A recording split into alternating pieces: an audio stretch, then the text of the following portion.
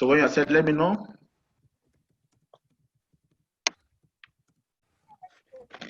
Hello, Moses. Please, Bola needs to be. Bola is waiting, please. Okay. Hello. Yeah, please. Can Kim let you in? They've just let me in now. Thanks a lot. Oh, okay. Okay. Welcome. Without Bola is not complete now. Thank you so much, sir. Thank you, Professor Nwasa. Thank you, my brother. Welcome. We postpone it. All right. It looks like everyone from the waiting room is here now, so you guys are good to go. Okay. So welcome once again to yet another interesting discussion on this walkthrough presentation. We're going to start today with post-traumatic stress disorder. And so let me share my screen. And once again, I apologize. Once I share my screen with you, it doesn't allow me to show my video.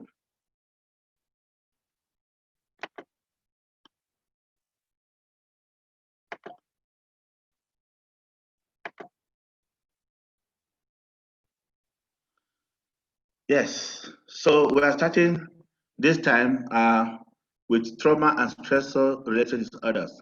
And there are interesting case studies that follow the diagnostic criteria of every major disorder. Unfortunately, because of time constraint, we will not be able to, look into the case studies. So I urge you to be able to do that as an assignment, particularly those who are not mental health professionals. You need to do that so that you get to understand, and if there are questions, then we can continue, as an assignment.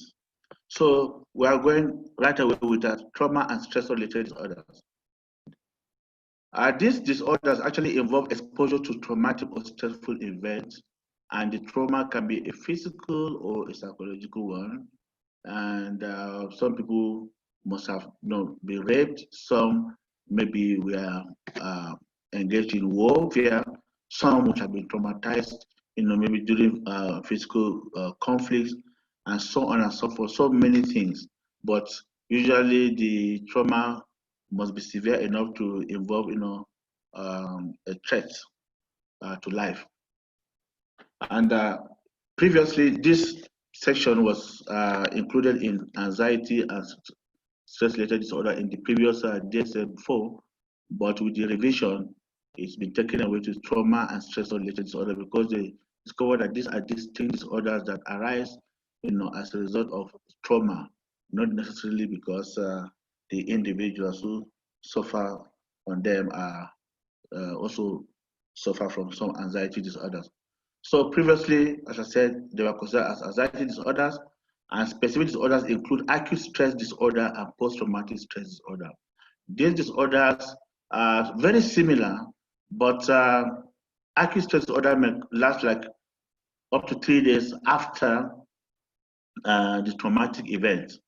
And if an individual experiences any traumatic event, they may come down with symptoms, of anxiety and confusion, disorientation, and so on and so forth. But if they suffer from post-traumatic stress disorder, you find that the symptoms can last beyond 3 days or 1 month, and they may even occur 6 months after the event, or even many years later. People have come down with PTSD who never showed any symptoms, at the time of the event. So the difference is just in the duration.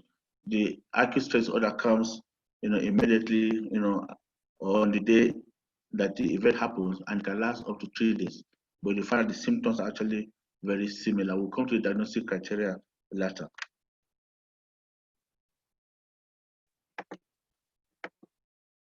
Post-traumatic stress disorder. The individual who suffers from post-traumatic stress disorder is exposed to some type of traumatic event, and the event is experienced repeatedly by one, remembering the event or even being triggered by smells or sounds of it. It's like the event is reoccurring again. The brain has not been able to register it and put it in and store it. So it's still there in short-term memory, and it keeps reoccurring again, over and over again, as if it is still taking place, even though the event had taken place in reality months or even years, previously. The event is experienced repeatedly by remembering the event, and they're having dreams about it. A lot of nightmares that may wake people up, and they're acting or feeling as if the trauma were reoccurring. Yes, and feeling intense psychological or physical distress by reminders of it. I know I had a client who was a retired soldier, a young man actually, but he didn't want to continue with the army anymore after he fought a war, and he couldn't watch television. Each time they showed any scene of war or conflict on the television, he would just smash the television. And because of that, they had to refer him, for treatment because he suffered, with PTSD. But other on people didn't know what actually happened to him.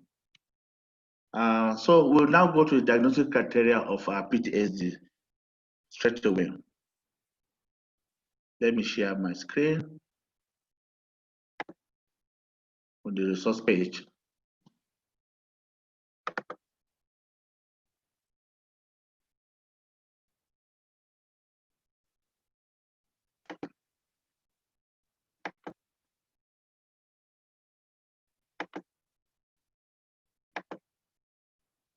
Yes, so we'll go to the, I hope you can see the resource page 4.14, where we're talking about post-traumatic stress disorder.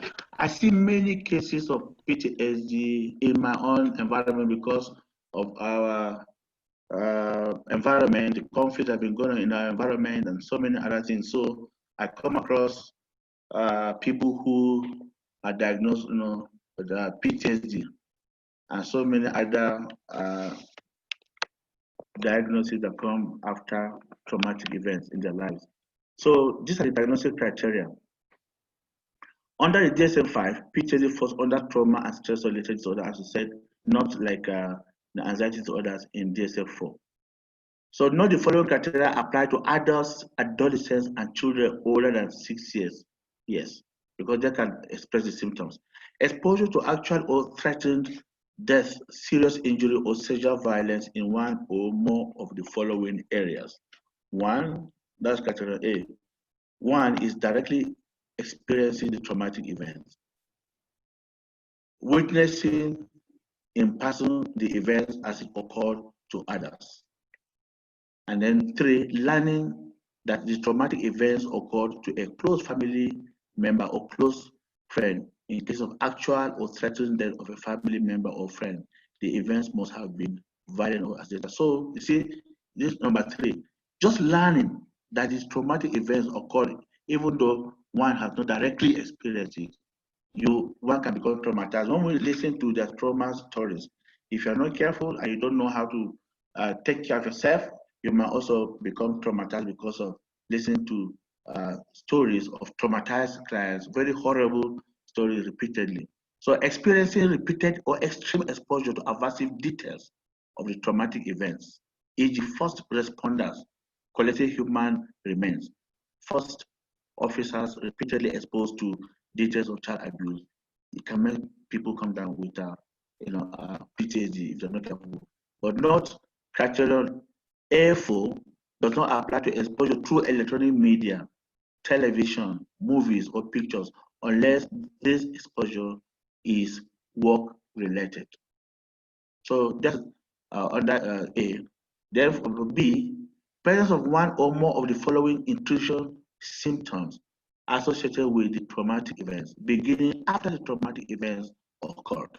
Recurrent, involuntary, and intrusive distressing memories of the traumatic events. Not in children older than 6 years old. Repetitive play may occur in which themes or aspects of the traumatic events are expressed.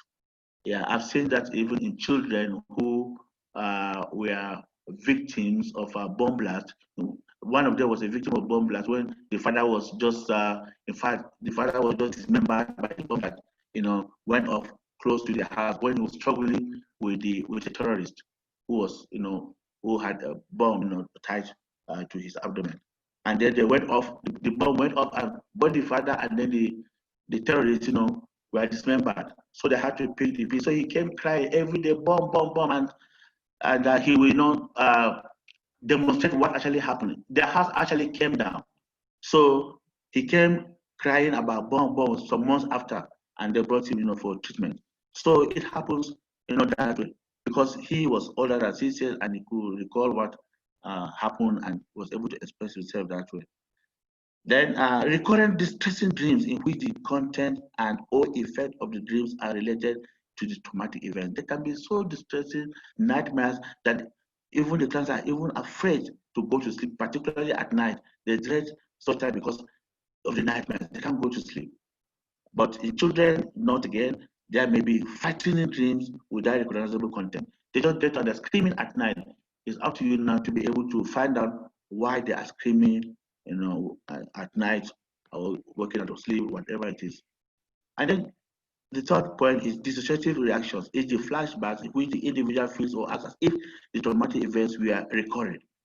Such reactions may occur on a continuum, with the most extreme expression being a complete loss of awareness of present surroundings. Yes, this is another symptom. And note, in children, trauma-specific reenactment may occur in play because they are not able to express themselves like adults. If you give them toys or if they want to play with their peers, they are able to demonstrate it. Even trauma healing for children, you have to come down to their level, sit with them. Most times you have to read everything through, their own play as they play with the toys and what they have to depict.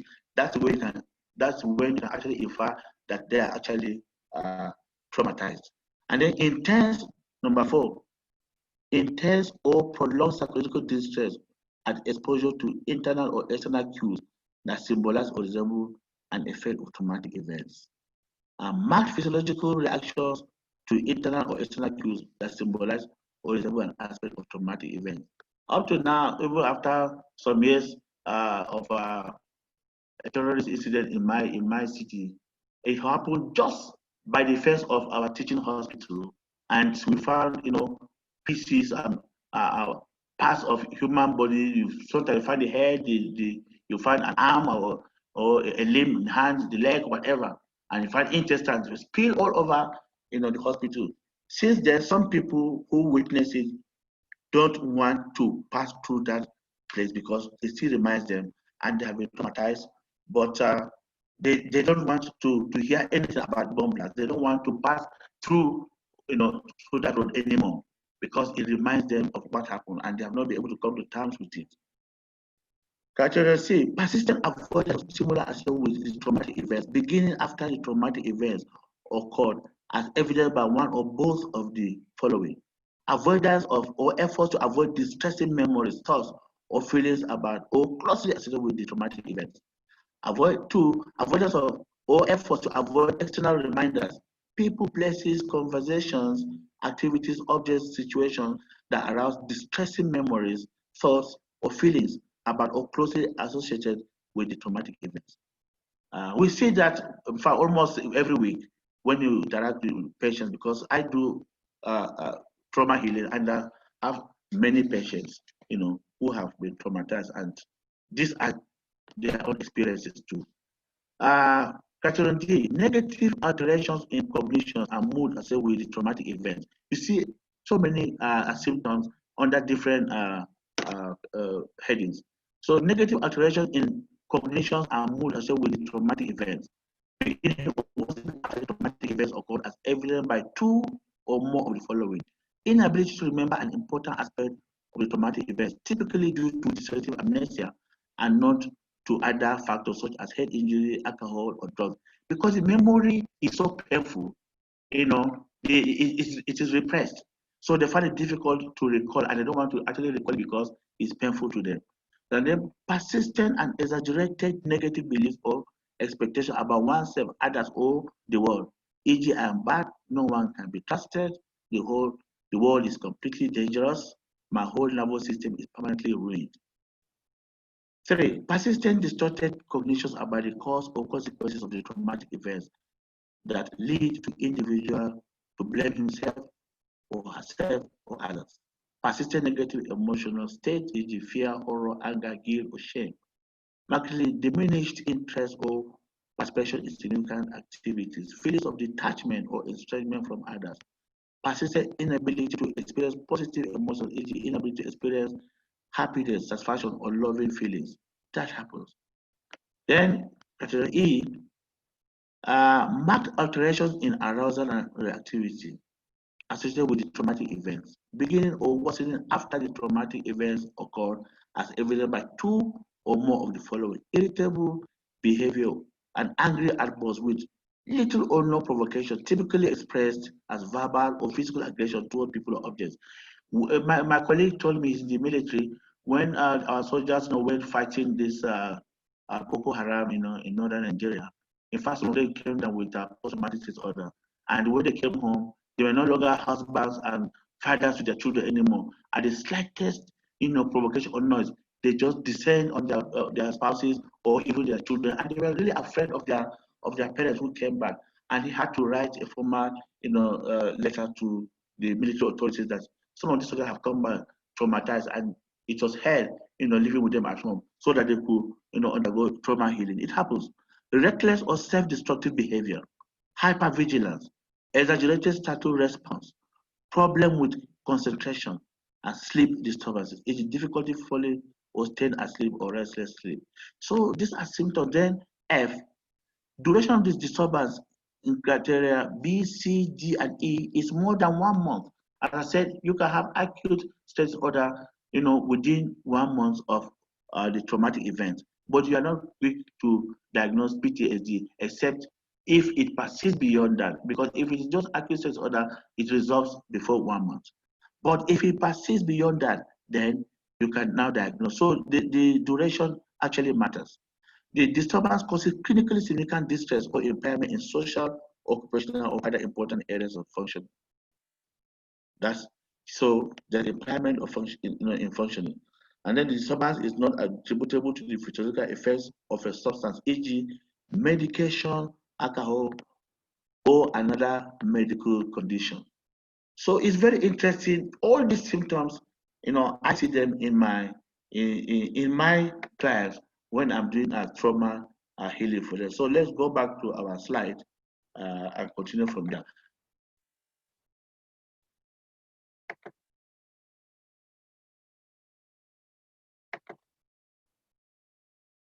I actually had a retired top military officer in the Nigerian Army who retired, but he developed PTSD 30 years after our Civil War.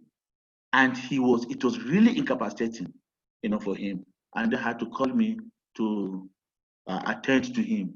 And it was actually, that was my first experience of somebody who would develop PTSD, so many years after the event, traumatic event, 30 years after the Civil War. It came down with very incapacitating events. So, case study, Paul, we're not going to do the case study. You will do that as assignment, please, because of time constraint. So what are the PTSD symptoms review?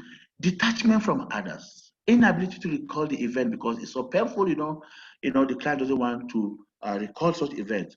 And a sense of doom about the future, difficulty falling asleep or staying asleep, difficulty concentrating, inability or outbursts of anger. Some of them is just the anger that gives you a clue that the client might be suffering from a PTSD. And then feelings of being on alert with heightened status response. They are always scanning the environment, very hypervigilant. And all through the day, as long as you are awake, you are so hypervigilant, it can be very, very stressful and incapacitating. PTSD can occur at any age, no doubt. To anyone who experiences a severe trauma, may come within that year or a month after. As I said, I witnessed one who came with classical symptoms of PTSD 30 years after Civil War. Both severity and duration of the trauma are critical factors affecting PTSD development. Yes, the severity and the duration of the trauma are critical. So, and especially if clients are facing an ongoing traumatic situation like war, and then there's feeling of uncertainty, and there is no safe place for them, that can be a very terrible thing and can make the PTSD very severe. Some of them, in fact, even attempted to commit suicide because, as far as they're concerned, life was no longer worth living. So it was a lot of difficult problem for us, challenge, for us to actually handle them. PTSD and substance use disorders. Approximately half of individuals seeking SUD treatment meet criteria for current PTSD. And except you look for it, they're not going to tell you that they're suffering from PTSD. No, it's up to you in your assessment to find out what has happened. And sometimes, even when you broach the topic, they don't want to talk about it because of painful memories. So you need a lot of skill, patience, and experience to be able to diagnose this thing, the PTSD, and also give them the support they need to be able to disclose this thing to you. Sometimes they just keep quiet and they don't want to talk about anything, regarding their own past experiences. Individuals with co-occurring PTSD, SUD tend to have poorer treatment outcome, no doubt. When the symptoms are there, they may not be able to adhere to the treatment, they may not remain in treatment, they might be there and they are absent-minded, and then there are all kinds of intrusive memories going on, and they are aloof, and so on and so forth. And you find out that they are not actually coping with the treatment, or they're not keeping pace with what they are doing. And they can come across as people who are very difficult to handle. But you don't know that they are actually suffering. And particularly in an environment where people don't even know that there's an entity called, a PTSD. And I find it concerned, if you don't have a physical injury, it doesn't concern the doctor. So they suffer in silence. But we have to go for on sensitization and advocacy visits to all communities, to the government, to law enforcement agencies, and we were there on the media, print and electronic media, before we created that awareness in my city. And then we got them coming out, for trauma healing. And the European Union was able to give us a grant to run a trauma healing for 2 years for people who were actually traumatized, and have so many people coming, to be treated. We're now going to psychotic disorders. Psychotic disorders are disorders in which the individual, in summary, lose touch with reality. And when they present their symptoms, you begin to wonder where they're getting these symptoms from, and you wonder why they're behaving the way they're behaving or talking the way they're talking, because they have lost touch, with reality. So symptoms center on problems of thinking and perceiving. That's disturbance in their thinking process, thought processes, and also in the way they perceive, reality. It's a distorted perception of reality. So the key features of psychotic disorders are delusions. Delusions, these are false beliefs that are fixed, and they are not amenable to change, whether by logic, argument, or evidence. They hold up to them very, very firmly and or tenaciously, but against their own cultural or religious beliefs. So these are delusions, and everyone around them knows that this belief is false. And there can be, there are of various shades. Some people have, for instance, grandiose delusion. They believe they have some extra powers, that they don't have, or they might even be wealthy when they are actually paupers. They don't have money, and they're poor. I've had patients who have written checks of more than $1 million and gave them to people to go and cash it, the banks, and they didn't even have up to 10,000 naira in their account, my own currency. And they went to the bank and they attempted to cash the check, and then the banker said, okay, wait a minute. Before they knew it, they were apprehended by police. Where did they get this check from? So on and so forth. And then that's how we got to know that the person who issued out the check was actually deluded. So there are delusions of persecution, and there are delusions of nihilistic delusion, where people can come and tell you that their parts of their organs are rotten. Some of them will come and tell me that their brain is completely dead, it's rotten. And I said, and you are speaking to me? You have a rotten brain, the brain is dead, and you see you're speaking to me, or their heart is dead, it has stopped working, and yet you are speaking, all kinds of delusions fine. And these delusions govern, their lives. So you have to be able to find out what is happening to them and attend to it, and find out whether it's caused by the substance use or it's just another mental illness. So when you see one, as I said, look for the other. Then hallucinations. These are perceptions without actually stimulus. False perceptions, perception without a stimulus. Sometimes, for instance, for those who are psychotic disorder, if you're talking on schizophrenia, the common hallucinations are auditory hallucinations. They can be derogatory, they can be running commentary on them, and calling them all sorts of names. But occasionally you can have people with visual hallucinations, and then hallucinations tend to occur in all the senses. So these are distortions of perceptions. And then disorganized speech. Yes, the speech is disorganized, or for some, they may derail when they're speaking to you, they just veer off the topic and then start saying something completely irrelevant, but they don't tend to understand that they are veered off. And to you, the listener, you are at a loss as to what they're saying, but they don't see it that way. And sometimes you ask a question and then the answer is at a tangent, completely unrelated. So, and sometimes they can have reasonable associations. You have like the part of speech are not connected, and then the parts of speech are mumbled up, and then you can't really make head or tail of what they are telling you. But they, as far as they're concerned, they know precisely what they're trying to pass across, but you don't get it. So there is that non-understandability. You don't understand yourself at all. He is speaking to you, but you don't understand. Hey, So Moses. yes. I'm very sorry to interrupt you. You only have a couple of minutes to go. It is, I guess it's 8:57 your time right now. Oh, okay, thank you very much. Grossly disorganized or abnormal motor behavior, where they show catatonic symptoms, may occur. They can, adopt some postures that the normal person may not be comfortable, with after a few minutes, but they can do that for a long time. So schizophrenia, most common type of psychotic disorder, defined as a chronic, severe, and disabling brain disorder, characterized by the disintegration of thought processes and emotional responsiveness. There are positive and negative symptoms. People with schizophrenia exhibit symptoms that are described as either positive or negative. You can consider the positive symptoms are those that are added on, while the negative ones are those that are taken away. Positive symptoms of schizophrenia, what are they? They are found in people with schizophrenia, but not in those who do not have the disorder. They are positive because there are thoughts and feelings that are added on to what is normal for a person to think and feel. One of them can be, we give an instance of hallucinations and the delusions. So positive symptoms include what? Delusions, hallucinations, disorganized thinking, speech, you don't understand yourselves, and then grossly disorganized or catatonic behavior. Negative symptoms, symptoms that demonstrate a lack of normal emotional responses or of other thought processes. They are negative because they are symptoms that are taken away from what is normal, a decrease in or loss of normal functioning.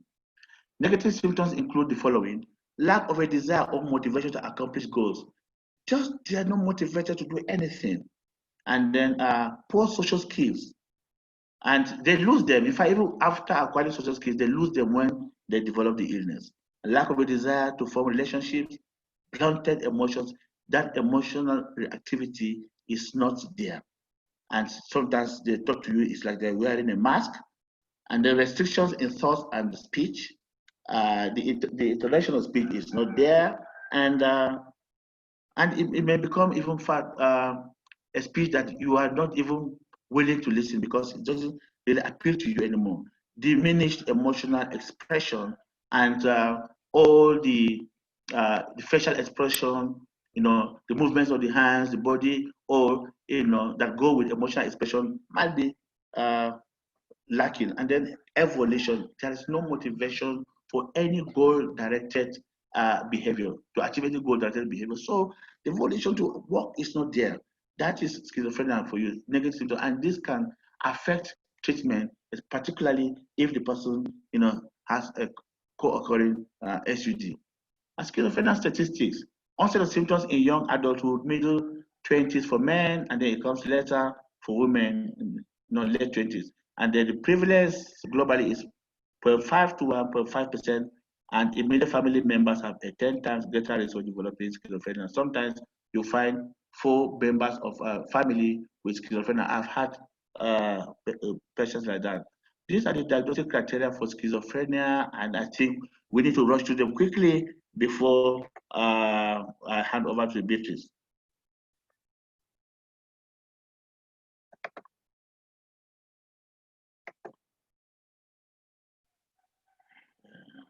Sorry, just a few moments. We'll still round up.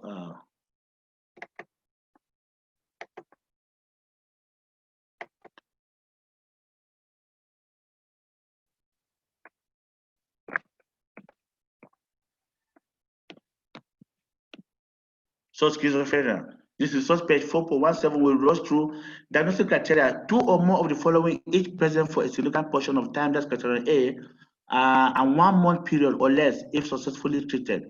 At least one of these must be. So the duration matters really. Delusions, hallucinations, disorganized speech, as we said earlier on, then grossly disorganized or catatonic behavior, and then negative symptoms. Then criteria B, for a significant portion of the time, since the onset of the disturbance, level of functioning in 1 or more major areas such as work, interpersonal relations, or self-care is markedly below the level achieved prior to the onset or when the onset is in childhood or adolescence. And then criteria C, continuous signs of disturbance persist for at least 6 months. The 6-month period must include at least 1 month of symptoms or less if successfully treated. So you can go reading that. And then schizoaffective disorder and depressive or bipolar with psychotic features have been ruled out. Sometimes depression can coexist or emotional or symptoms. For instance, mood symptoms of schizophrenia or mania can coexist. It's schizoaffective or bipolar. And then with psychotic features have been ruled out because either 1, no longer depressive or manic episodes have occurred concurrently with the active phase symptoms, or 2, if mood episodes have occurred during active phase symptoms. They have been present for a minority of the total duration of the active and residual periods of the illness. The disturbance is not attributable to any physiological effects of a substance. We've said that is there for every diagnostic criteria and then entity. If there is a history of autism spectrum disorder or a communication disorder of childhood onset, the additional diagnosis of schizophrenia is made only if prominent delusions or hallucinations, in addition to the other required symptoms of schizophrenia, are also present for at least 1 month. So this is a case study. We're not going to do it because of time constraint.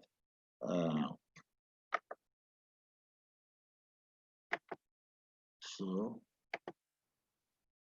sorry, this is just a minute.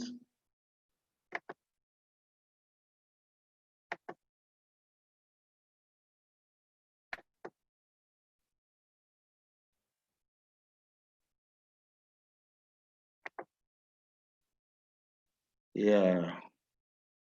So, of co-occurrence, 47% of those with schizophrenia also have an SUD. Anxiety and depression disorders are also common. And then you find other things, anxiety disorders, depression, and SUDs can all complicate schizophrenia, very much so. So depression can worsen the negative symptoms of schizophrenia, and you need some experience to differentiate between the negative symptoms and actually depression. And then panic attacks can drive paranoid delusions.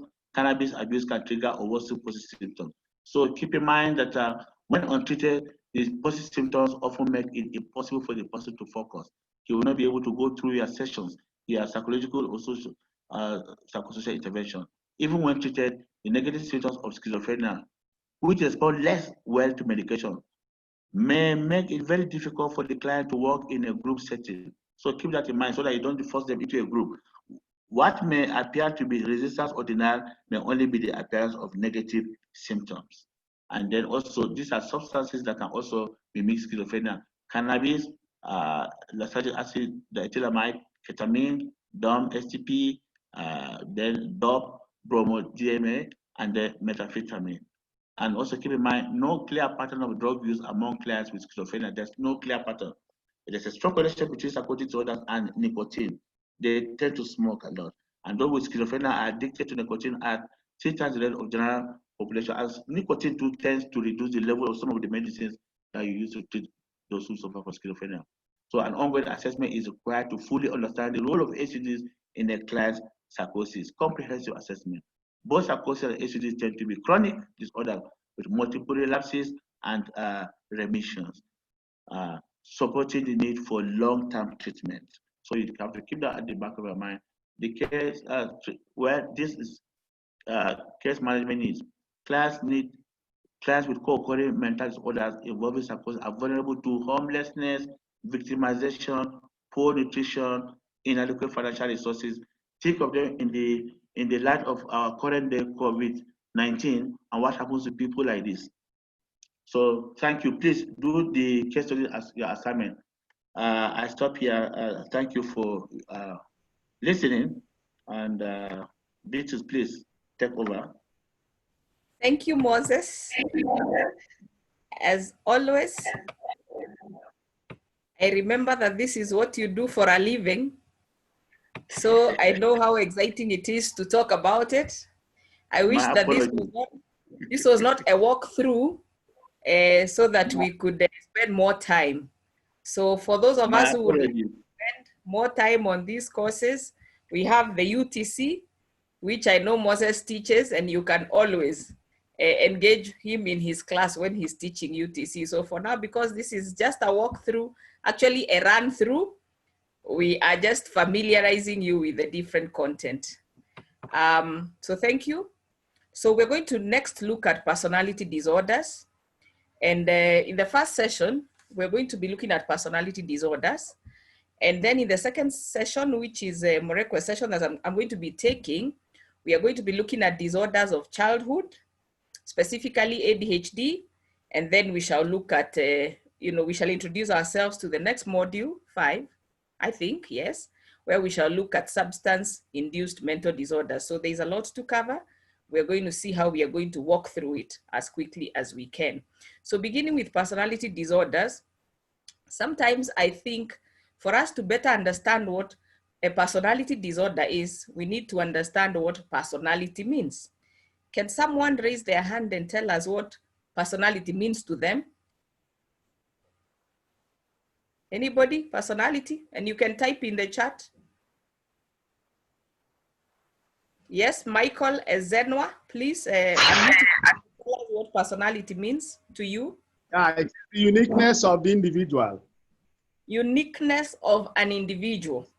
So if I asked you to describe someone's personality, you're going to think about what makes them unique. Thank you for that. And the key thing about personality, you cannot talk about someone's personality because of a single event or occurrence. For us to talk about someone's personality, we have to think about what is more long-standing, their enduring characteristics or traits. That's really important to keep in mind. The next thing I want you to think about is, what did we say a disorder means? From the, we've been having in the whole of this curriculum, we've been talking about mental disorders. So what is a disorder? Who is going to tell us what a disorder is? And I would like someone to, I can't see you, so you raise your hand and Jessica will pick you and then you can speak. What is a disorder? What are the features of a disorder? Jessica, anybody who has raised their hand?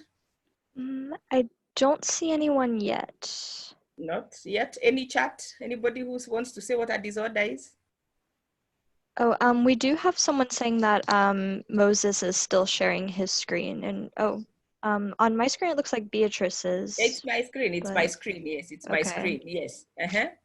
So anybody who wants to, yes, I see Dionuka has raised their hand.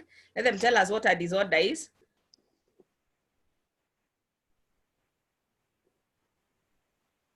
Please respond.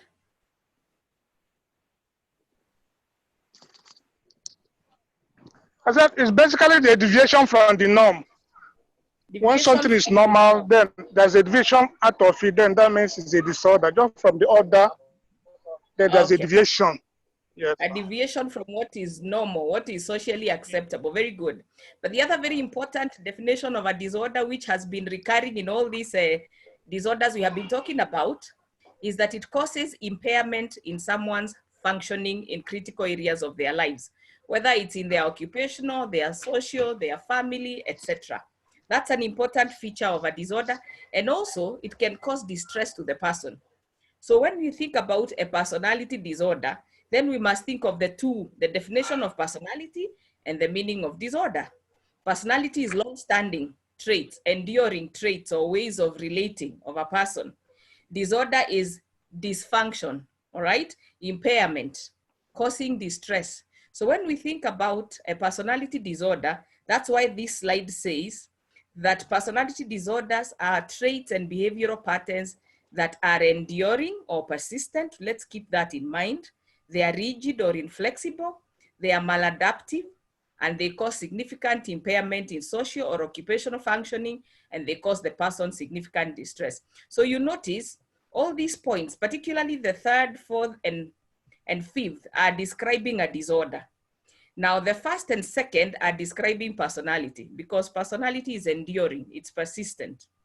It's basically what describes who you are or who a person is. So when we say someone has a personality disorder, it means if we look into their life, not just now, into their life, way behind, way backwards, if we take history, including family history, if we ask their family members or significant others to tell us about them, they will tell us about their history as people who have had difficulties in relationships, difficulties in the way they see themselves, difficulties in the way they interpret their environment. So you can always see, you know, a long-standing aspect of this behavior. And that's what distinguishes the personality disorder from the clinical syndromes that we have been talking about, like depression and schizophrenia and PTSD and the rest. So let's keep in mind that a personality disorder is long-standing.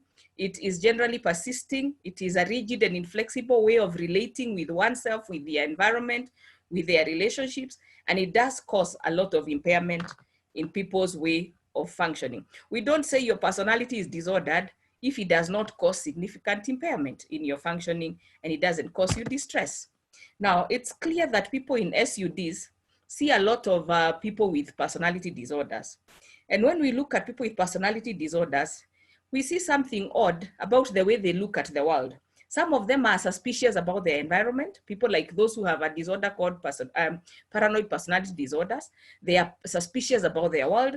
They will see things that look ordinary to everyone else, you know, and they will interpret something in them that is not necessarily there. I remember of a client I had that will ask me a question that why is it that radio stations are always talk about him? And I asked him which radio station, and he went on to explain, you know, a little piece of information is put on the notice board in their workplace, they could easily attribute it to themselves when it really doesn't have any meaning for them. Even the way they think about themselves and others. You have those who have some grandioses of some kind, like people with a personality we are going to be calling narcissistic. You have others that have got problems with emotions. The way the emotions may not be appropriate, the emotions may be too intense, and even the range. For example, they can oscillate from one extreme to another extreme of emotions. And we're going to be seeing examples of some of these people. And so, and others have difficulties in interpersonal functioning, including their relationships and the way they interact with people. Others have problems with controlling their impulses, like we're going to be seeing. People with borderline personality disorder can make extreme decisions that are very impulsive, like quit their job and decide they are going to go out of the country to do something without even having made any proper plans for that. So what we are saying is that personality disorders will manifest in the way people look at the world, the way people look at themselves and others, in their emotions, as well as in their interpersonal relationships and their regulation of their impulses. Now, there are three main categories or clusters of personality disorders. We have cluster A, cluster B, and cluster C. Now, they've been grouped to make it a little easier to understand.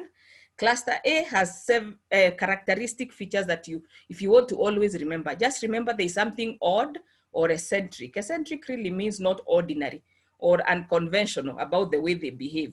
In this category A or cluster A, we have three types of personality disorders. We have those that exhibit paranoid personality disorder, characterized by a general sense of distrust and suspicion. These are people who will assume that everything in their environment has some ill intention. They'll think that the boss wants to harm them. They'll think that the small message that was written on the notice board was about them. I had a colleague like this many years when I taught in high school, who believed that the timetable that was placed on the notice board for all teachers was always against her, that the deputy principal who wrote the timetable was always against her. She always read malice in that timetable. And she would say that this class has been put at this time. And you know, everyone else, nobody ever thought about her while making the timetable. But when she looked at it, she saw ill will in it. She saw malice, you know, so that it is now many years later that I learned that she actually suffered from paranoid personality disorder. And because of that, she had been moved from one institution to another because she had so much interpersonal difficulties. Schizoid personality, generally people who are aloof and cold, they are detached from social relationships and very restricted emotional expressions. I have seen this in clients. So people think that they are quiet. People think that they don't care what is happening, but it's just a personality disorder. I had one who decided that they were not even going to attend their mother's funeral. They were going to listen from a distance, you know, very interesting kind of way of relating. Schizotypal, you know, these ones are very interesting. They have odd or eccentric behavior, sometimes discomfort in close relationships, and they may have these distortions in the way they perceive and think about things. The second category is what we call cluster B. This one, the main features is drama, they are emotive, and they are erratic. So you will find people who oscillate in terms of behavior and emotions from one end to the other. A person will quit a job for no reason. A person will be very close to someone today and the next day that person is their biggest enemy. That extreme of emotions and the erratic behavior.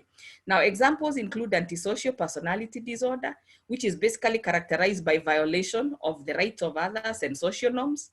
We have got and I like to explain that, you know, sometimes we think antisocial means you're not social. There's a difference between not being social in terms of avoiding relationships and antisocial. So this antisocial really means anti-society, anti-social norms. So you generally will find these are people who break the law, they may be jailbirds, etc. Borderline characteristic features is they are just impulsive and unstable, whether it's in their interpersonal relationships, their self-image, their affect. Sometimes these are people who will be in very good jobs and quit them the next day, and they are talking like, you know, they don't even seem to give reasons why they did, or they'll say that job wasn't good, and they'll find another one. If it's relationships, they're in one today, and the next time they are not in it. One time they think this person is the best, the angel. The next time they think this is the devil. That kind of impulsiveness, and I have again seen it in many, many female clients particularly. Histrionic is a characteristic of this is excessive emotionality and attention seeking. People who will just be dramatic in the way they walk into a room, the way they speak, the way they dress. There's always something about them that is, you know, excessive. And I know I saw one in an aircraft, and someone just walked in and there was so much noise in the aircraft, and I wondered what it was. And I looked at her, even the way she was dressed was so excessive, the colors, the speaking was so magical, you could just want to listen to it, and very dramatic. So that's excessive emotionality and attention seeking. And of course, they would get very emotional sometimes when the air hostess didn't do something quickly enough as they wanted. Then of course we have narcissistic, which is basically characterized by grandiose or a feeling of, I mean, I am super, I am big, I'm great, I have a lot of importance, you need to admire me, and they generally lack empathy. So the characteristic features of this cluster is the drama, the emotionality, and erratic behavior. Then in the final cluster, which we call cluster C, these are, you know, disorders characterized by anxiety and fearful behavior. They have 3 of them. The first one is avoidant, which is basically what I was talking about. These are people who will stay away from social relationships. And it's because generally they feel inadequate and they are hypersensitive to negative evaluation. I mean, when we all expose ourselves to social relationships, we place ourselves at a position of being negatively evaluated, but we're able to deal with it. For people with avoidant personality disorder, it's too much for them, and therefore they stay away from relationships to avoid being negatively evaluated. The second one is dependent personality disorder. Now, this, just like the name suggests, are people who tend to cling onto relationships for whatever. You know, they have an excessive need to be taken care of. They're extremely anxious about being alone, and so they will do anything to stay in a relationship, even if it means giving up their own rights, even if it means surrendering themselves, especially with SUD. They will be in relationships with people who use substances. I see this a lot in universities.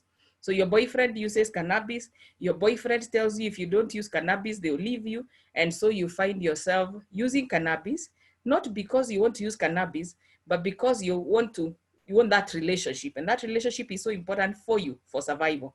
And these are people who will jump if a relationship ends, they quickly jump to the next one because they believe they can't survive, or they feel the need to be in a relationship and to be taken care of. And finally, we have got obsessive compulsive personality disorder. Basically, people preoccupied with orderliness, perfection, and control. I remember I had one client like this one who was so compulsive about, order and perfection. And they were a high school teacher. They would never finish compiling the students' results in good time because of the sense of orderliness and perfection and control. So they'd get warning letters. They had also been transferred from school to school because of problems. And when you think about it, it had to do with this personality disorder. So we are saying that this is another type of, problem our clients can, exhibit. And World Health Organization does realize that personality disorders are one of the top health issues in the world. And we have got many, like we have said. We're going to be quickly looking at one of these diagnostic criteria, but at the end, if we have time. Now, when it comes to personality disorders and SUD, it has been found that antisocial personality disorder and borderline personality disorder are the most common among clients that get into treatment. Antisocial personality disorder is common among males, whereas the other one is common among females. That is the borderline. So we are saying that in terms of gender worldwide, there are 3 times as many men diagnosed with antisocial personality than women. So it largely affects men, the antisocial personality disorder, and then borderline personality disorder largely affects women. That's what that slide is saying. And again, I'll refer you to the criteria and some case study. Now, there's an interesting caution here about antisocial personality disorder, that while generally the media portrays them as people who are predators, who use intimidation and violence to control others to satisfy their own needs, it is not necessarily the case. And I know that is how many of us think of antisocial personality disordered persons. Now, in terms of SUD, sometimes it can be a problem distinguishing when someone has an antisocial personality disorder from the features of SUD. Why? Because we know that by virtue of people being having SUDs, there are certain behaviors that they acquire over time. For example, they will engage in illegal activity to pay for drugs. They will manipulate and be dishonest to protect drug use. They may hurt others emotionally because of their behavior. So those are characteristic behaviors of people with SUD. Yet, these very same behaviors can actually manifest antisocial personality disorder, and therefore it can be difficult to distinguish it. Now, in terms of assessment, the following suggestions are made, particularly for antisocial personality disorder. We need to be aware that persons with antisocial personality disorder could actually manipulate you as a service provider and even lie. Therefore, you need not only to trust their information alone, but you need to integrate it with that which you get from their significant others, what we are calling collateral sources. The other important thing when you work with people with antisocial personality disorders is bullet number 3, that it's good to develop a trusting relationship, but be clear about boundaries. Otherwise, you may also become a victim of their manipulative behavior. You also need to look at their history before they began the substance use, so that you're able to tell whether this is a personality disorder rather than the drug-related behavior. And of course, and very important, you need to do continuous assessment, even as the person remains in treatment. Of course, you are being challenged, or we are being challenged to build a therapeutic alliance, which is very important, to avoid arguing and power struggles, to use empathy and active listening. And this we are going to study in the next curriculum, and to be clear about boundaries. This is very important with people who have this personality disorder. Actually, in many treatment centers, they have even been known to con the treatment providers of money or many other things because of this issue of boundaries. And then, of course, rely less on self-report and more on objective measures. Now, this borderline, we have said, is more common in women. And the essential feature we have already said, instability in the interpersonal relationships, self-image, and the way they respond emotionally. And there is a case study. Now, very interesting feature of borderline. They tend to have what is called idealization and devaluation. Idealization is where they can exaggerate positive qualities of a person and completely blind themselves of any negatives. So this person is extremely good. But on the other extreme, they can also devalue, where they exaggerate the negative qualities of others and forget any positive qualities. So it's as if they operate between a world of all good or all bad. And I have seen this in clients with this disorder, especially women. So they'll tell you, my family is all bad, nothing good about them. The only people who are good are friends. And then the next time you will hear from the family that it is the family members that take care of their bills, that take care of their children. But in their mind, they think family all bad, these other people all good. And maybe it's because the family challenged them on a certain behavior. So they have this is something we call polarized thinking. Either black or white, nothing in between. They have no gray. That is what this means. And of course, there's a case study there. In terms of borderline and SUD, it is good to note that clients may use substances to deal with the tension or loss of control at the beginning of a crisis episode, which could be because of their personality disorder. At the same time, these people are also very susceptible to peer influence. For example, like I gave the example, a client may use substances because of the need to remain in a relationship with someone because they have a personality disorder that requires them to be in a relationship. They may also use substances in idiosyncratic and unpredictable patterns. In other words, not the usual way as people would expect. Now, multiple drug use is common among them. In fact, many of them use sedatives for self-medication. And at the same time, and very important, the last bullet, they may seek multiple sources of medication. And once prescribed, they may demand to be continued on medication. I have seen this in my country. They seek medication from one provider. So they come to the psychiatrist, you give them the medication. Then because they start getting used to that medication, they now look for another person to give the same or carry the prescription to a pharmacy and they buy, and they can actually easily become dependent on prescriptive medication. Again, we have case studies of personality disorders, but all in all, so I want to close this a little and see whether we can just look at one of the cases, or at least the criteria of one of the personality disorders. We just have a few minutes. In your participant manual, yes, there is a resource page 419 where there is a general personality disorder criteria. So you can see, for example, there is the enduring pattern, we have already said, and that is very, very important. Secondly, we have got the inflexible behavior. Thirdly, we can see the significant distress and impairment. Fourthly, we can see that the pattern is stable and of long duration. So you can actually take the history of the patient and know that this is a behavior or a pattern that they have had for a long time. They will tell you in primary school, they had these challenges, in high school, they have these challenges. So you can see the enduring aspect. And we are saying that in number E, the enduring pattern is not accounted for by manifestation or consequence of another disorder. So you rule out that it could be another disorder. And finally, like Moses said earlier, you must rule out that that behavior is not due to a physiological effect of a substance or another medical condition. Now, that is the criteria for general personality disorder. In resource page 420, you will see the criteria for antisocial personality disorder. It is very well described there. And then you will also, in the next resource page, see a case study of someone called Marcus. Please try and read the criteria and then come to the case study, see whether you can justify why Marcus is diagnosed with antisocial personality disorder. After that, you will find another criteria here next for borderline personality disorder. Look through it. And then again, there's a case study that follows of the case of Kim. Come and see whether you can identify the features that make Kim diagnosed with borderline personality disorder. And then next, you will see one more a case study of someone called David. Now this one, you have not been told the disorder. So this one is the homework. We will read this case and we have to diagnose David. What disorder is David suffering from? So this is resource page 424. We are going to diagnose. It is on page 253. We'll read it and we are going to diagnose the personality disorder, or attempt to diagnose the personality disorder that David is suffering from. So that's your homework. And so I'm going to stop sharing that screen for now, because that is all we can do about personality disorders for today.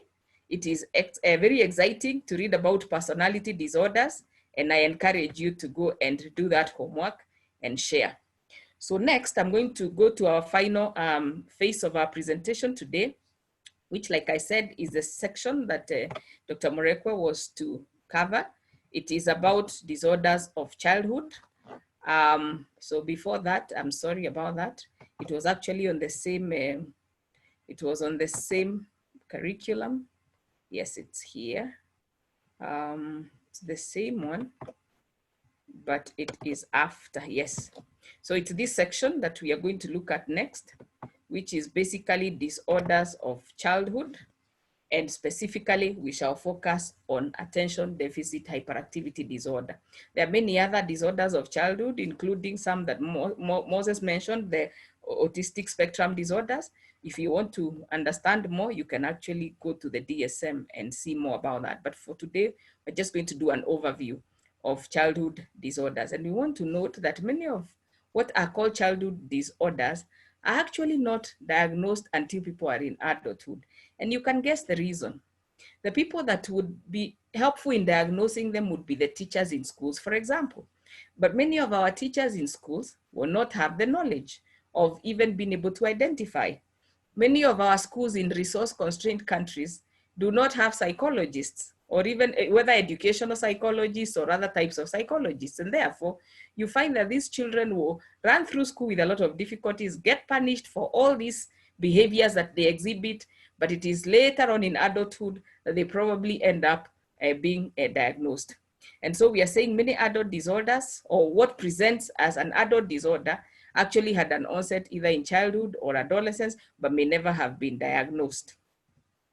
Now, ADHD, or attention deficit hyperactivity disorder, is what we are focusing on. It affects large numbers of children. There are some statistics here about American institutions.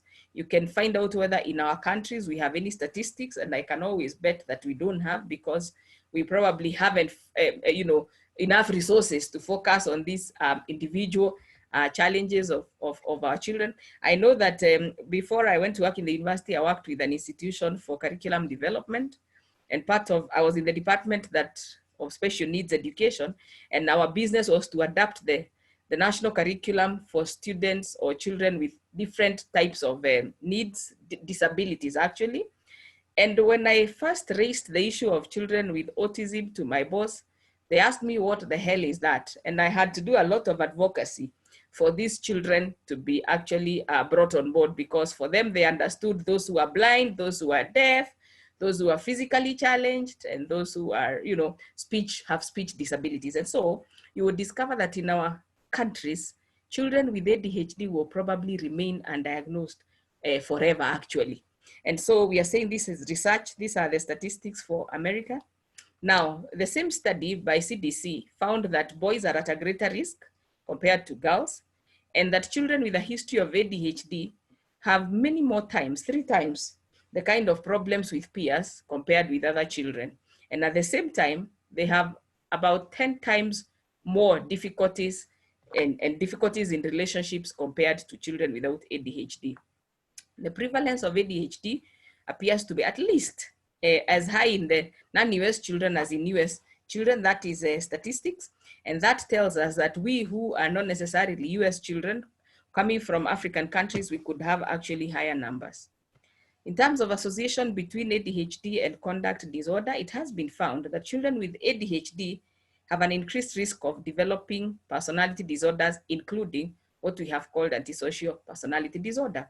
And we need to remember that before we diagnose antisocial personality disorder in adulthood, those people have been diagnosed with conduct disorder earlier on in their life. So this second bullet is saying that conduct disorder has been proposed to play a mediating role between ADHD and later development of SUDs. And we are also saying, however, children with ADHD with or without comorbid CD or conduct disorder seem to be at an increased risk of later development of antisocial personality disorder, which we just described.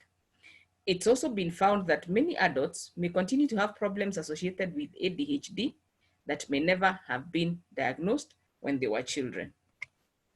Now we will look at the diagnostic criteria for ADHD, and we will also look at a case study. Now, in terms of ADHD and SUDs, there is an increased risk for SUDs in people, especially youth, who have untreated ADHD, which then means that it would be important if we can identify children with ADHD in good time and treat them. Approximately a third of adults with ADHD have a history of alcohol abuse or dependence, and 20% have got histories of other SUDs, especially marijuana.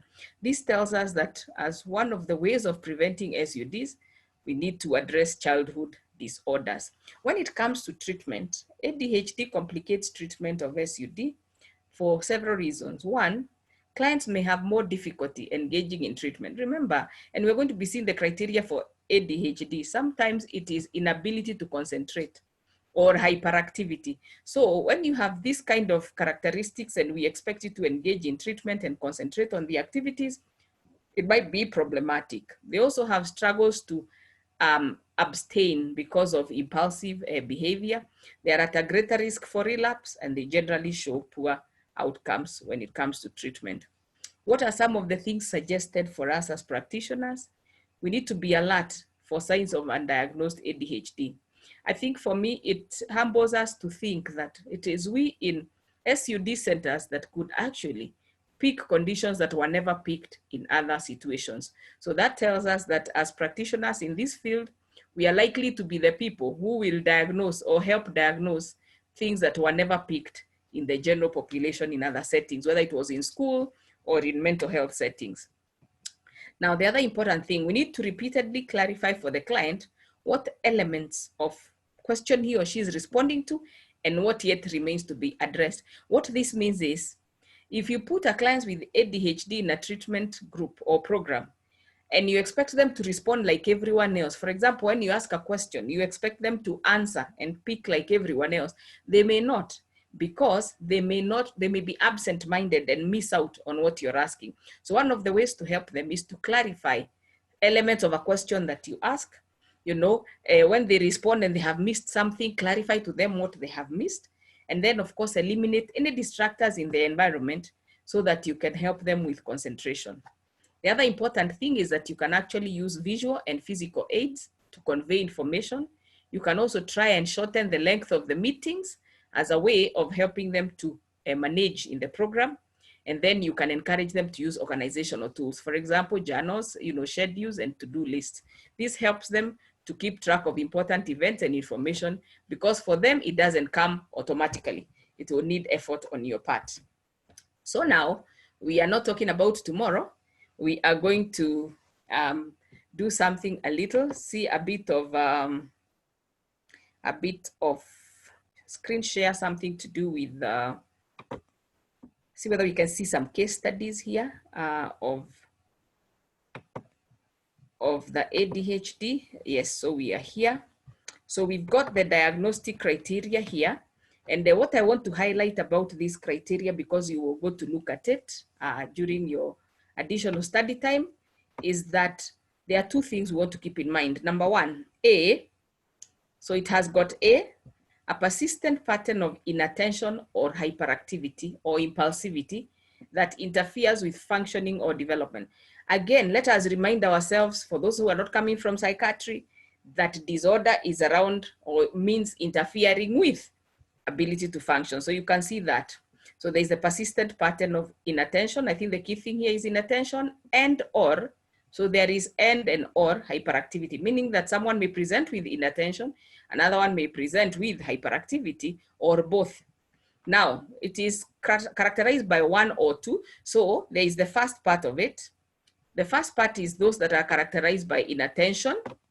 And there's a whole list of symptoms here that are listed, which are part of that inattention. And we can see them: failing to give close attention to detail, difficulty sustaining attention, seeming not to listen when spoken to directly, seeming not to follow instructions and failing to finish things like schoolwork, having difficulty organizing tasks and activities, often avoiding or disliking to engage in tasks requiring mental effort. And you can imagine what that means for school. losing things that are necessary for tasks. So they will lose pencils, they will lose books, they will lose wallets and keys, and being easily distracted by external stimuli, and of course, often forgetting daily activities or what would be routine. For an adult, you forget to return calls, you forget to pay bills, you forget to keep appointments. So these are the characteristics of number one, the type which is characterized by inattention. Now, the second one is characterized by hyperactivity and impulsivity. And again, there are 6 characteristics or symptoms given here that you can look for. For example, the person often fidgets with or taps hands or feet or squirms in a seat. So you're sitting in a seat and you're looking like the seat is biting you. Number 2, they often leave the seat in situations when remaining seated is expected. For example, in a classroom when the teacher is teaching, or in an office space when people are working and in a serious meeting and this person keeps moving up and about. I remember the other day I listened to our parliament debates and someone was chased out by the speaker because they were discussing serious things and he was not staying still, you know. This one is another one. Number 3 is running up and about, climbing in situations where it's inappropriate. That's important because sometimes running and climbing is appropriate for children, for example, but if they are doing in situations that are not appropriate, that becomes a problem. I saw this in a school where there was this big school event. It was so important, an important person was coming to school. Everybody was orderly and seated, and this child runs out, and there was this cake for the function. And this child runs out and runs across and goes to the cake and dips her hand in the cake. And you know, it was so embarrassing. It was such a mess. These are the things we are talking about. Often unable to play or engage in leisure activities in a quiet way. And number E, they are always on the go. It's as if they are driven by a motor, you know, always on the go, difficult to stay still. F is talking excessively. G is often blurts out an answer even before a question has been completed. Again, teachers see a lot of this.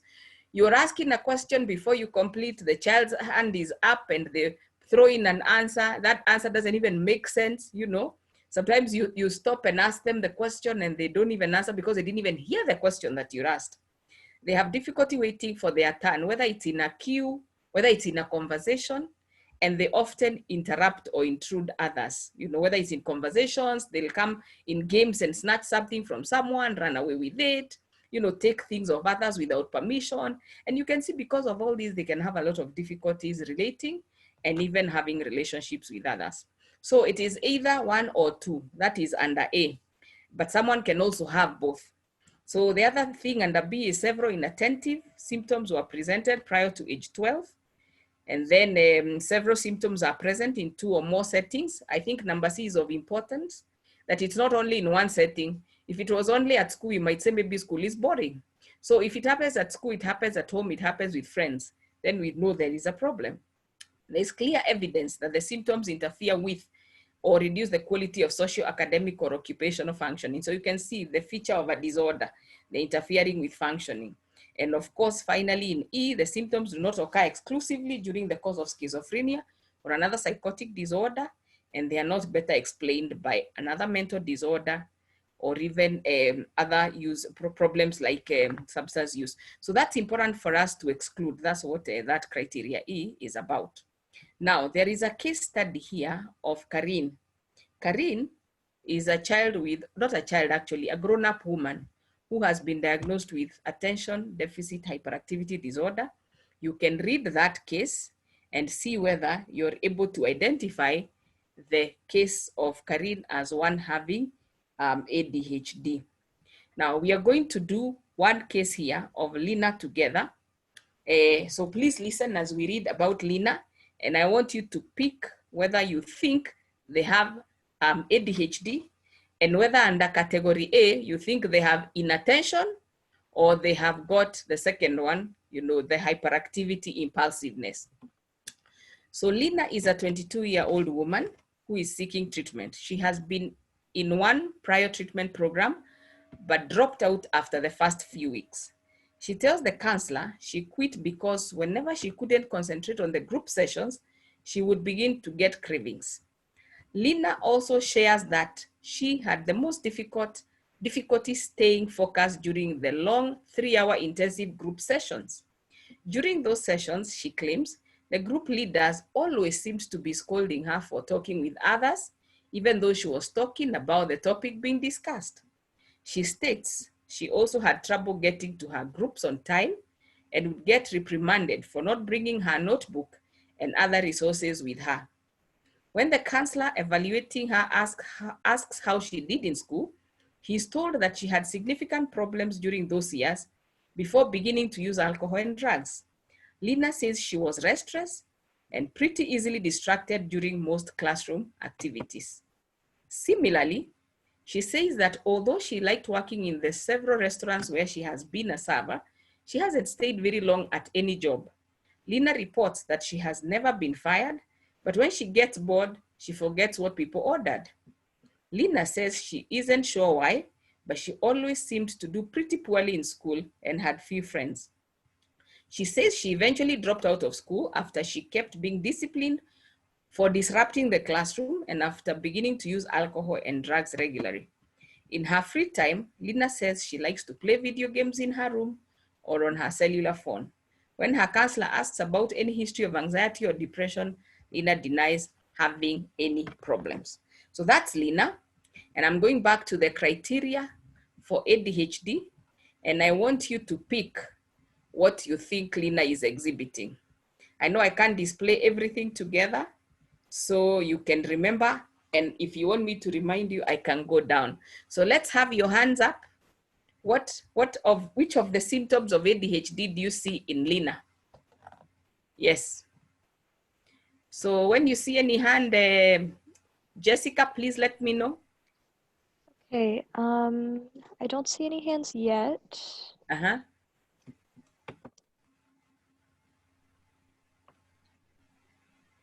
Yes, I see someone has already typed here. Oh, okay. Someone has typed that she has inability to concentrate. She can't last long sessions. She forgets to bring notebook to session. She's restless and has distraction. She's easily distracted and she also disrupts. So according to this participant, they say it's inattention. Okay, next, any other? You can raise your hand or you can type what criterion you think. Okay, someone else says that she distracts the class. Another one says inattention. Any other? You can type, you can raise your hand.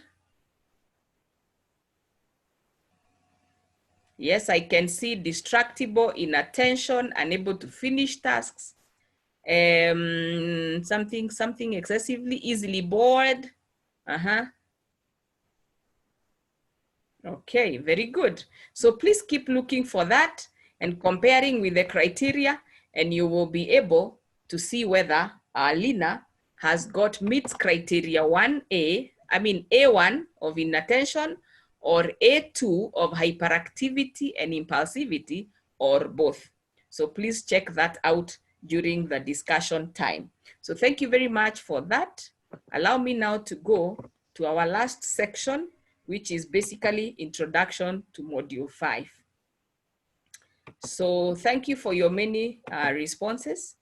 And now I wish to introduce us to module 5, which is a short module.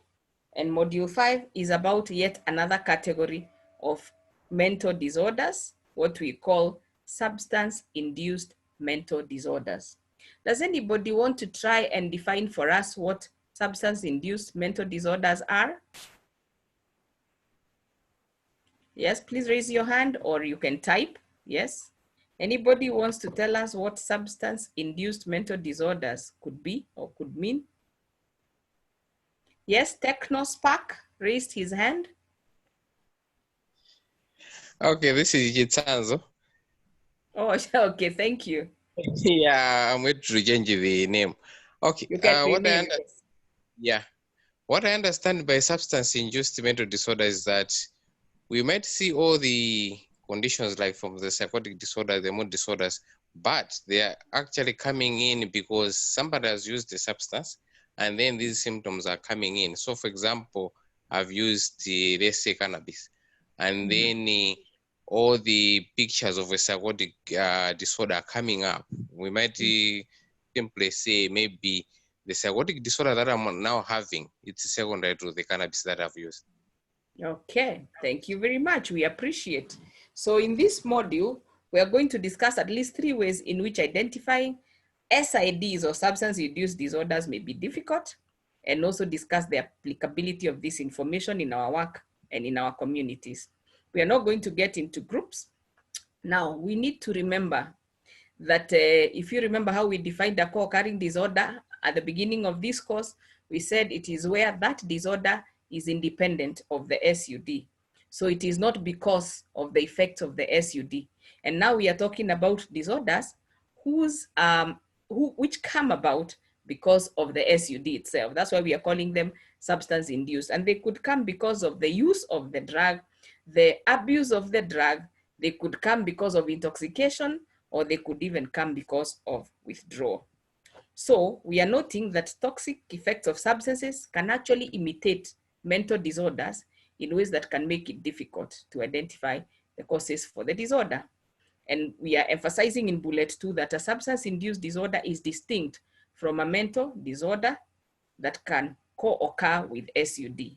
And the symptoms of substance-induced disorders or mental disorders are the direct result of substance use. I think that's the most important bullet of those 3 that we must remember. For us to say a disorder is a substance-induced disorder, it must be the direct result of a substance use. But the challenge comes in really being able to tell that that manifestation is the direct a result of substance use. Now, usually, substance-induced mental disorders will occur at a specific time. They will result from either substance use, abuse, intoxication, or withdrawal. And very important, they are not the result of an underlying mental disorder, although there may be an additional mental disorder. That's to say, a client may present with an SUD, and then they present with what looks like some mental disorder, which eventually appears to disappear after the substance use. But maybe after that, those symptoms disappear, again, an actual mental disorder shows up, meaning that maybe that patient actually had a mental disorder that was not diagnosed. When they started using the substances produced what looked like a substance-induced mental disorder. But when the effects of the substances were over, the mental disorder remained or persisted, meaning that it may have been an additional underlying mental disorder. That's what that bullet is emphasizing. Now, these substance-induced mental disorders can range from mild anxiety and depression, and these are the most common. But we also see in treatment settings, people who manifest with full-blown mania or psychotic reactions, particularly those who abuse cannabis. I think many times they show up with this. Now, let us remember, we covered this, I think it was in curriculum 1, what we called the teeter-totter principle. When I think of the teeter-totter principle, I want you to think of the seesaw. Seesaw goes up and down, or up one side and down the other side, and then it keeps on switching. And so the teeter-totter principle says that what goes up must come down. That if you take a drug that raises or brings you up, or a stimulant, then when you're withdrawing from it, it will give you the exact symptoms of going down. So it's as if it's a seesaw. So the drug brings you up, the withdrawal takes you down.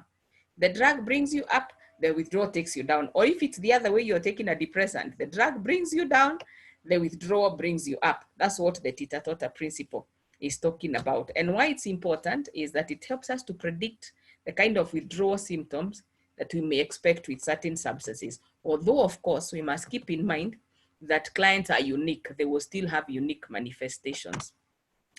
Examples of the teeter-totter principle is when people are withdrawing from physiological depressants like alcohol and benzos, they tend to manifest with now the uppers, the hyperactivity, elevated blood pressure, agitation, and anxiety. On the other hand, when people are withdrawing from a stimulant, then they present with the reverse, the fatigue and the depression. That's what this is about. However, there are limitations to that because sometimes clients may vary because of the uniquenesses of individuals in the way they respond, whether it's to intoxication or to withdrawal, even if they have been exposed to the same substance. At the same time, we must also remember sometimes clients take several substances, polysubstance abuse, at the same time, and therefore we may not even be able to explain or understand what it is they are withdrawing from.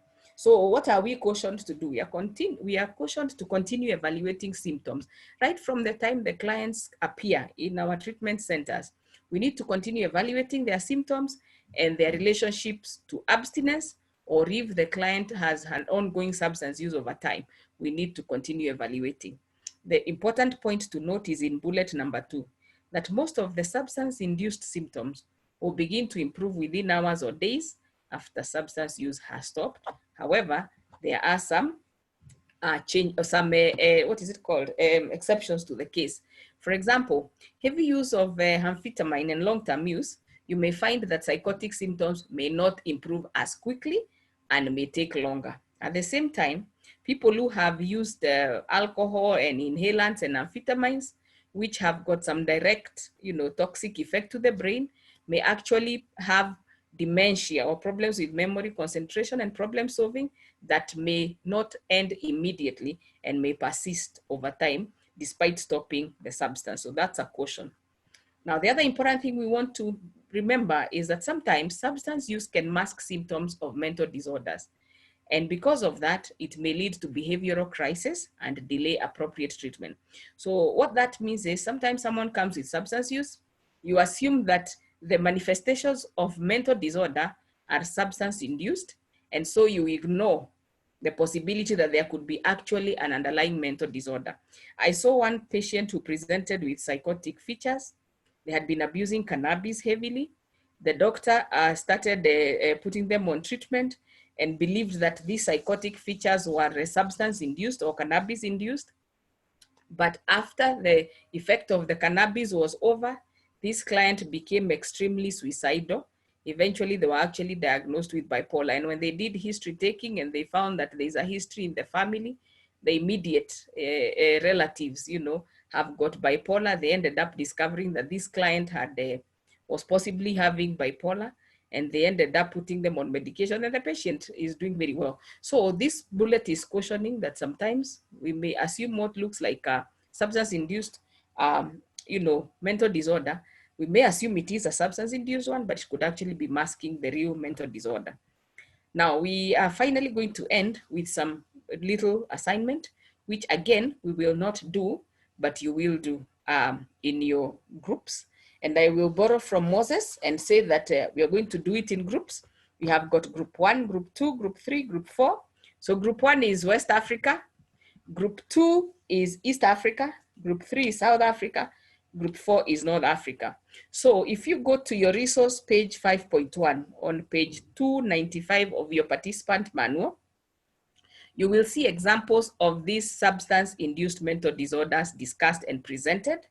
So what this assignment requires you to do is from each area, you make a presentation of the different substance-induced mental disorders. So for example, West Africa, group 1 has got, and the information is found on resource page 5.2 and 5.3. Group 2, their assignment, the answers are actually in 5.4 and 5.5.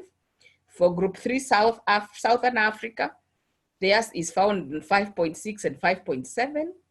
And for the Northern Africa, their reference material is on, resource page 5.8, 5.9, and 5.10. So if we can all do this assignment and share the notes on what we've discovered are the different types of substance-induced mental disorders, then we will be able to enlighten each other and be able to be better placed to understand all these substance-induced mental disorders. So thank you very much. And we are going to stop it there and hand it over to Jessica to complete for us if there is anything. Thank you. All right. I don't have anything to add to that, but I will send everyone the recording of this when it is available for me to post on YouTube, and I will give Kim the homework assignments so she can put it on the LMS page. But other than that, I think we're good here unless anyone else has anything to say. Thank you and good night. Good night, everyone. Good night. Good night. Good night, everyone.